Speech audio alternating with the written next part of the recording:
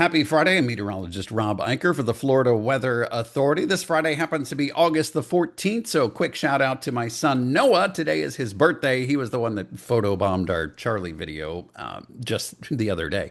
Anyway, we are going to start with the tropics because that is the one bit of kind of good news for us here in Florida. Things are looking a little bit quieter in the Atlantic than they were just a couple of days ago. First, tropical storm Cristobal is gone.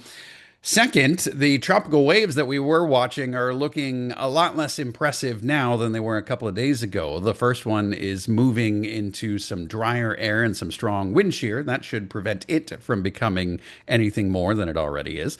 The second one still has a chance, but things are looking a lot less inevitable than they were just a couple of days ago. So nothing imminent brewing in our future. Meanwhile, though, opposite is true for Hawaii, and this is kind of unusual. We've got a tropical storm headed for the Big Island, and it's expected to become a hurricane before it gets there on Saturday. Hurricane warnings up for the Big Island of Hawaii.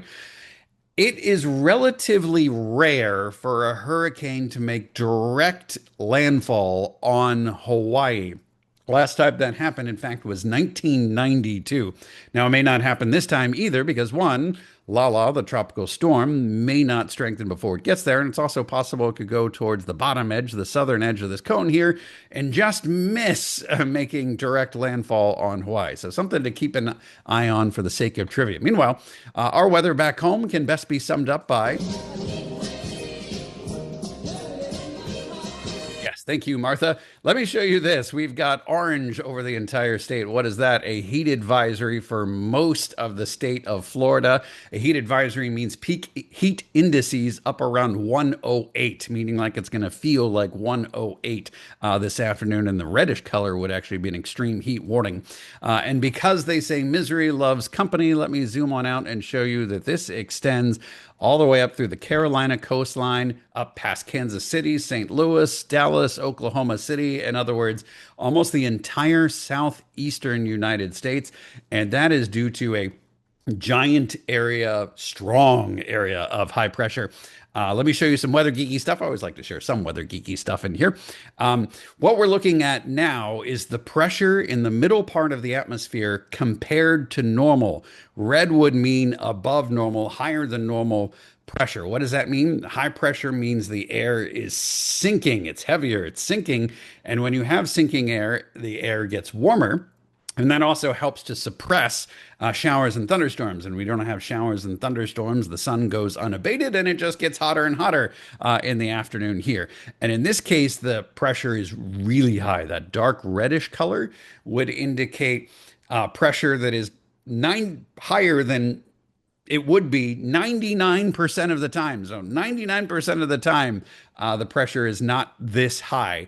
And watch this animation. This forecast goes through the weekend into the early part of next week. It stays that way. In other words, what we've got now is likely to continue here for the next couple of days. So hot.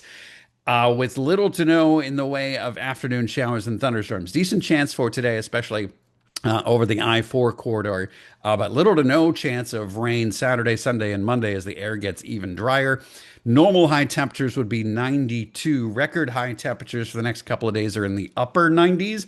I think we'll be just shy of record-breaking territory, but you get the idea. Closer to record heat than we are to normal heat, and that's likely to continue into the middle part of next week. Shower and thunderstorm chances increase as we get to Wednesday and Thursday afternoon. But I know you're thinking, Rob, it's eventually got to cool down, right? It's not looking that way, even the long-term outlook. So late next week, even into the early part of the following week, calls for a very high chance of above normal temperatures. So in other words, the trends are looking like they're going to stay hotter than normal all the way through next week and maybe into the week beyond. And that's not great news because we are still in a drought situation. I know you're thinking, Rob, we just had all that rain just last week. Yeah, but Orlando is 15 inches below normal for the year. So we still have a lot of makeup work to do in terms of rainfall. So hot and dry basically sums it up. The good news, though, is for this weekend. I'm going to go back and show you the 7 day forecast one more time because the good news for the weekend is beach and boating conditions are looking a lot better than they were last weekend. Rip current risk is in the moderate range, so lower than it was last weekend, and boating conditions are looking great through the weekend with seas only about 1 to 2 feet and light winds. So if you're looking to cool off, the beach or the Atlantic is the place to go. Hope you enjoy it. For Amy and Tom, I'm Rob Eicher.